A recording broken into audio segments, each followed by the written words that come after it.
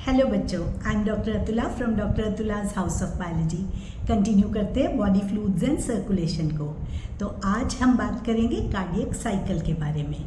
Cardiac cycle के बारे में पता होने के लिए हमें दो टर्म्स आनी चाहिए। One is systole and another is diastole. Systole मतलब कंट्रैक्शन। अगर हम एट्रियल सिस्टले बोलते हैं तो एट्रिया की कंट्रैक्शन, अगर वेंट्रिकुलर सिस्टले बोलते हैं तो वेंट्रिकल्स की कंट्रैक्शन। इसी तरह से दूसरी टर्म डायस्टले मतलब रिलैक्स्ड स्टेट ऑफ एट्रिया और वेंट्रिकल, जिसकी भी बात हो रही है। तो स्टार्ट करते हैं कार्डियक साइकिल को। तो शुरुआत में अगर हम देखें तो heart is in relax state, मतलब जॉइंट डायस्टले है। जॉइंट डायस्टले का मतलब क्या है कि एट्रिया और वेंट्रिकल दोनों रिलैक्स स्टेट में पड़े हैं। जब दोनों रिलैक्स स्टेट में पड़े हैं तो बाई और ट्राइकस्पिड वैल्व दोनों ओपन है, दोनों वैल्व्स। इस स्टेज पे अगर हम देखें तो वेना कैवा से सारी बॉडी में से लेफ्ट एट्रियम से होता हुआ राइट एट्रियम से होता हुआ राइट वेंट्रिकल में ब्लड जा रहा है, और इसी तरह से लंग्स से सारा का सारा ऑक्सीजनेट होके ब्लड लेफ्ट एट्रियम से होता हुआ लेफ्ट वेंट्रिकल में आ रहा है। मतलब वेना कैवा से भी और पल्मनरी से भी, दोनों से हमारे पास, पल्मनरी वेन से दोनों से हमारे पास एट्रिया से वेंट्रिकल में ब्लड फ्लो कर रहा है। तो अब ये जो ब्लड फ्लो कर रहा है, यहाँ इस स्टेज पर सेमिल्यूनर वैल्व्स जो हैं वो दोनों तरफ के क्लोज्ड पड़े हैं, बाय और ट्राइकस्पिड वैल्व ओपन है। अब क्या हुआ, जब एक्शन पोटेंशियल बनना है, एक्शन पोटेंशियल हमने बात की थी SAN cyano atrial node release करती है। तो SAN से एक्शन पोटेंशियल जनरेट हुआ, वो AV नोड से होता हुआ बंडल ऑफ फिज से पुरकिंजे फाइबर तक जाता है। तो अब हम पहली स्टेज की बात करते हैं, SAN से AVN तक जब वेव ऑफ कंट्रैक्शन या नर्व इम्पल्स जो है वो एक्शन पोटेंशियल जो है वो ट्रांसमिट होता है तो एट्रिया कंट्रैक्ट करते हैं। तो इस तरीके से जो एट्रिया में से ब्लड है वो 30% तक एफिशिएंसी उसकी बढ़ जाती है कि सारा, जैसे हमने पूरा कंट्रैक्ट करके एट्रिया को, ब्लड को वेंट्रिकल्स तक पहुंचा दिया।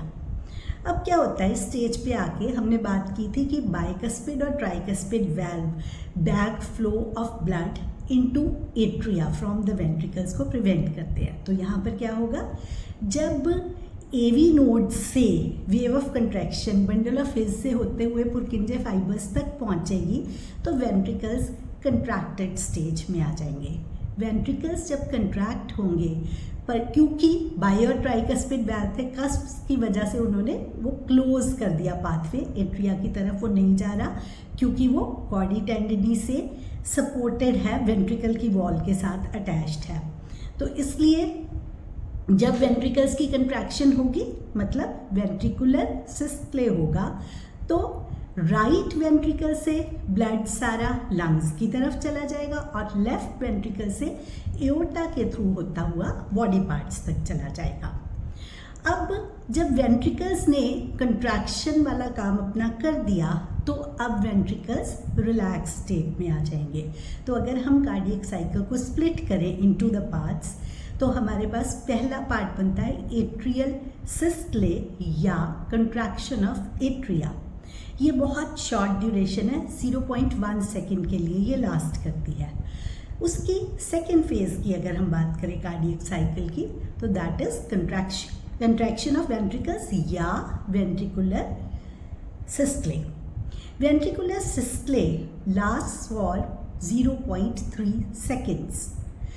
इसके बाद जॉइंट डायस्टले की स्टेज आती है विच लास्ट फॉर 0.4 सेकेंड। तो इस हिसाब से अगर देखें हम तो 0.1 प्लस 0.3 प्लस 0.4 मिला के 0.8 सेकेंड का टोटल कार्डियक साइकिल बनता है। तो ये वो ड्यूरेशन है कि हार्ट में से ब्लड जो है एट्रिया से वेंट्रिकल्स, फिर वो वेंट्रिकल्स की रिलैक्सेशन, ये टोटल मिला के हमारे पास कहलाता है कार्डियक साइकिल। तो अगर हम ये देखें कि इस सारे प्रोसेस के अंदर ये जो इवेंट है, इसको मतलब सीक्वेंशियल इवेंट जिसमें साइक्लिकली ये सारा रिपीट होता रहता है। बार बार वही फेजेस, पहले एट्रिया की कंट्रैक्शन, फिर वेंट्रिकल्स की कंट्रैक्शन, फिर जॉइंट रिलैक्सेशन, ये process goes on repeating itself. तो इससे क्या होता है कि हार्ट हमें पता है 72 बीट्स पर मिनट बीट करता है। यहाँ पे ना कुछ मतलब टर्म्स आएंगे, ये तो रेपिटेटिव साइकिल को तो कार्डियक साइकिल बोल दिया। जो 72 टाइम्स पर मिनट वो बीटिंग होती है उसकी, उसे हम बोल देते हैं पल्स रेट। उसके बाद ड्यूरेशन ऑफ कार्डियक साइकिल हमने कर ली 0.8 सेकेंड। इसी तरह से एक और टर्म होती है, we call it cardiac output. वो कार्डियक आउटपुट कैसे बनता है कि हार्ट 1 मिनट में कितना ब्लड पंप करेगा, उसके बारे में अगर हमें पता करना हो तो पहले हमें पता होना चाहिए व्हाट इज स्ट्रोक वॉल्यूम। तो स्ट्रोक वॉल्यूम क्या होता है कि जो एक ventricle approximately 70 ml of blood एक बार में हार्ट में से पास करवा देता है। एक वेंट्रिकल में से 70 ml ऑफ ब्लड पास होता है एक कार्डियक साइकिल में, that is called stroke volume. तो इस स्ट्रोक वॉल्यूम को अगर हम मल्टीप्लाई कर दें हार्ट रेट के साथ, मतलब कितने बीट्स पर मिनट है, तो उससे हमारे पास आ जाएगा कार्डियक आउटपुट। तो इसका मतलब क्या हुआ कि जो कार्डियक आउटपुट है उसको अगर हमने डिफाइन करना हो तो it will be volume of blood pumped out by each ventricle per minute. तो this comes out to be 5 litres, मतलब 5000 ml ये हमारे पास आ जाता है। यहाँ पर एक और टर्म है जो एनसीईआरटी में नहीं डिस्कस की हुई, that is called pulse pressure. तो पल्स प्रेशर क्या है? पल्स प्रेशर में हम सिस्टले माइनस डायस्टले करते हैं। सिस्टले इज कंट्रैक्शन के टाइम पे जो ब्लड प्रेशर होता है, तो कंट्रैक्शन के टाइम पे blood pressure is more as compare to that in relax state. ये तो हमें कॉमन सेंस से पता है। तो वैसे हम करते हैं ना कि किसी का ब्लड प्रेशर 120/80 है, तो वो 120 उसका सिस्टले होता है और 80 उसका डायस्टले होता है। तो अगर हमें किसी का पल्स प्रेशर निकालना हो तो it comes out to be systole minus diastole, 120 minus 80, तो ये 40 mm ऑफ मर्क्यूरी होता है। तो ये जब साइकिल चल रहा होता है कार्डियक साइकिल, तो यहाँ पर क्या होता है कि 2 साउंड्स, प्रोनाउंस्ड साउंड्स आती हैं। फर्स्ट साउंड को लब बोला जाता है, सेकंड साउंड को डब बोला जाता है। तो जो फर्स्ट साउंड है, जैसे दरवाज़ा बंद करने से आवाज़ आती है, तो ये बाय और ट्राइकस्पिड वाल्व के क्लोजर को इंडिकेट करती है फर्स्ट हार्ट साउंड। तो फर्स्ट हार्ट साउंड जो होती है दैट इज लो पिच्ड और this is not very loud, longer duration की होती है lub sound. Second sound is called dub sound. तो ये कहाँ पे होगी? This is associated with closure of semilunar valves. तो ये इसका जो है थोड़ी लाउड होती है, शार्प भी होती है एंड शॉर्ट ड्यूरेशन की होती है डब साउंड। तो lub dub, these are called 2 heart sounds, जो कि closure of bi and tricuspid के वजह से first sound lub and closure of semilunar valves की वजह से सेकेंड साउंड होती है। अब हम बात करते हैं ईसीजी की। फादर ऑफ ईसीजी एंथोवन को बोलते हैं। ECG is electrocardiograph. तो इलेक्ट्रोकार्डियोग्राफ के लिए एक सिंपल प्रिंसिपल इसमें यूज़ किया जाता है कि ना जो इलेक्ट्रिक इम्पल्सेस हमारे हार्ट की हैं वो रिकॉर्ड की जाती हैं। इसमें ग्राफिकल रिप्रेजेंटेशन इसके पास हमारे पास आ जाती है इसकी। तो जो डॉक्टर्स हैं जब वो ईसीजी को रीड करते हैं तो उससे उनको कोई भी एबनॉर्मेलिटी हो हार्ट की फंक्शनिंग में उसके बारे में पता लग जाता है on the basis of duration या टाइप ऑफ ग्राफ प्रोड्यूस्ड। तो इस पर क्या होता है, इसमें ग्राफिकल रिप्रेजेंटेशन में PQRST ये होता है। इसमें पूरा जो ग्राफ है वो प्लॉट होता है। तो ग्राफ में जो P है फर्स्ट, जो जहाँ से ईसीजी स्टार्ट होती है, ये बिल्कुल कार्डियक साइकिल अगर आपको याद है ना तो उसके साथ साथ ही आपका कवर हो जाता है। कार्डियक साइकिल में हमने फर्स्ट किया था कंट्रैक्शन ऑफ एट्रिया। जब कंट्रैक्शन होती है तो हम उसे बोलते हैं सिस्टले, तो we can call it systole of atria. पर क्योंकि अब हम इम्पल्स की बात कर रहे हैं ना, तो यहाँ पर जब हम ईसीजी को डिस्क्राइब करते हैं तो इसे हम बोलते हैं डीपोलराइजेशन ऑफ एट्रिया। तो this is depolarised state atrium की, पहली पी वेव। उसके बाद आता है, मतलब आप इन अदर वर्ड्स देखो तो अगर हम साथ साथ पढ़ें उसे, एसएन से एवियन तक पहुंचने में एट्रिया कंट्रैक्ट कर गए ना, तो पहला पाथवे जो है जब फॉलो किया तो हमारे पास पी वेव की प्रोडक्शन हुई। अब बात करते हैं QRS। इसे एक कम्प्लेक्स के फॉर्म में पढ़ा जाता है। क्यों पढ़ा जाता है ऐसे? एवियन से राइट और लेफ्ट बंडल ब्रांच, उससे वो बंडल ऑफ हिज से पुरकिंजे फाइबर्स तक पूरे दोनों वेंट्रिकल्स को उन्होंने कंट्रैक्शन की वेव को रीच करना है, इसीलिए इट इज QRS कम्प्लेक्स। तो QRS कम्प्लेक्स क्या इंडिकेट करता है? वेंट्रिकल कंट्रैक्शन या वेंट्रिकुलर सिस्टले, या इसे बोल सकते हैं डीपोलराइजेशन ऑफ वेंट्रिकल्स। ठीक है, अब बात करते हैं लास्ट टी वेव की। अब जो टी वेव है, अब आप अगर कार्डियक साइकिल को साथ साथ लेके चल रहे हो तो यही हुआ ना कि उसके अंदर इसी तरीके से हुआ ना कि हमारे पास पहले एट्रिया की कंट्रैक्शन, फिर वेंट्रिकल्स की कंट्रैक्शन, फिर जॉइंट डायस्टले। तो अब आप समझ गए होंगे कि टी वेव में क्या होगा, जॉइंट डायस्टले वाली स्टेज होगी। जॉइंट डायस्टले में हम क्या क्या क्या बोल सकते हैं? वेंट्रिकुलर रिलैक्सेशन या वेंट्रिकुलर डायस्टले हो गया, या रीपोलराइजेशन होगी, रीपोलराइजेशन ऑफ वेंट्रिकल्स। तो ऐसे मिला के PQRS एंड T, ये मिला के हमारे पास ECG की पूरी डिपिक्शन बन जाती है। तो इसी में जब चेंजेस आते हैं ECG में, तो उससे डॉक्टर्स हार्ट की जो कंडीशन है उसका आइडिया लगा लेते हैं कि कौन सी कंडीशन में कौन सी कोई डिसऑर्डर हो रहा है, अगर तो उसके बारे में डॉक्टर्स को पता लग जाता है। तो ECG को मेडिकल डिफेक्ट्स या डिसऑर्डर्स फाइंड आउट करने के लिए यूटिलाइज करते हैं। एक बेसिक टेस्ट माना जाता है इलेक्ट्रोकार्डियोग्राफ। एक स्टैंडर्ड ECG जब पेशेंट की ऑब्टेन करनी होती है तो क्या करते हैं, दोनों रिस्ट पे और लेफ्ट एंकल के ऊपर इलेक्ट्रिक लीड लगा देते हैं, और हार्ट के फंक्शन को टेस्ट करने के लिए मल्टीपल लीड्स लगा देते हैं चेस्ट वाले रीजन में। तो उससे मशीन जो है, मशीन के साथ जिसके साथ कनेक्ट किया था, तो उसमें सारी एक्टिविटी नोट हो जाती है। तो अगर हम किसी का QRS कम्प्लेक्स 1 मिनट में हम काउंट कर लेते हैं कि कितना है, तो उससे हमें हार्ट रेट का भी पता लग जाता है कि, और अगर हम देखें तो सारे पर्सन्स में ऑलमोस्ट एक जैसा ही ये जो ग्राफ है वो प्रेजेंट होता है।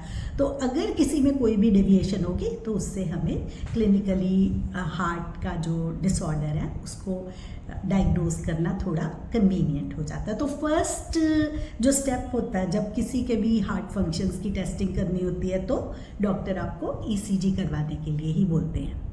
ये तो था ECG के बारे में। तो अब हम बात करते हैं रेगुलेशन ऑफ कार्डियक एक्टिविटी। तो इसका क्या था, नोडल टिश्यू होता है, नोड्स SAN से एवियन से बंडल ऑफ हिज से पुरकिंचे फाइबर। तो this is myogenic and autogenic.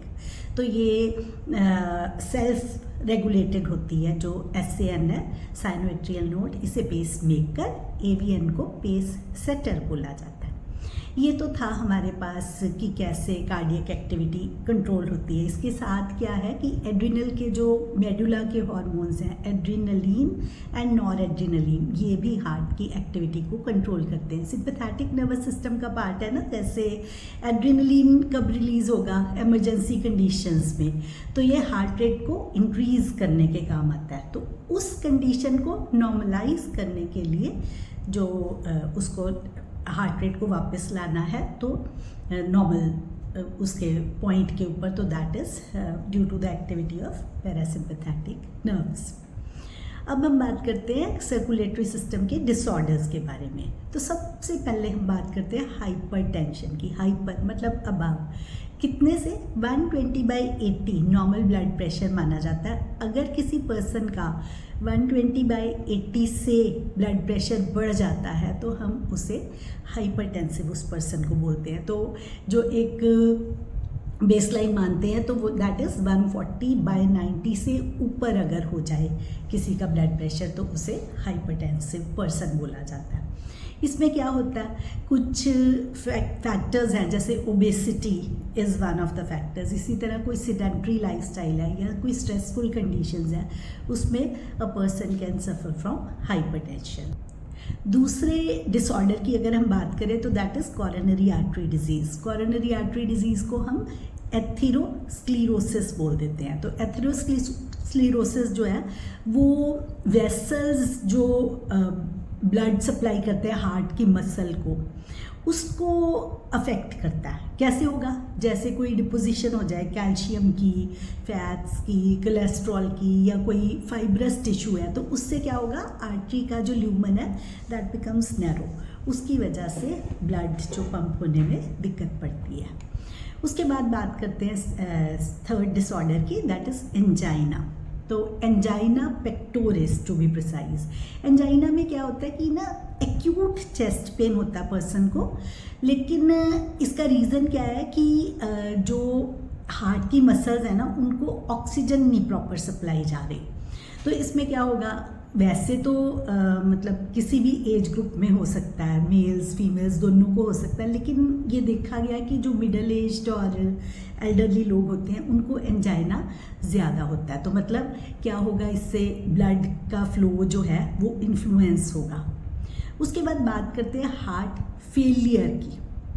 Failure means कि जितना उसको पंप करना चाहिए ब्लड इफेक्टिवली उतना नहीं कर रहा, मतलब कर रहा है, बंद नहीं हुआ, लेकिन वो थोड़ा कम कर रहा है जितनी रिक्वायर्ड अमाउंट उसे चाहिए था।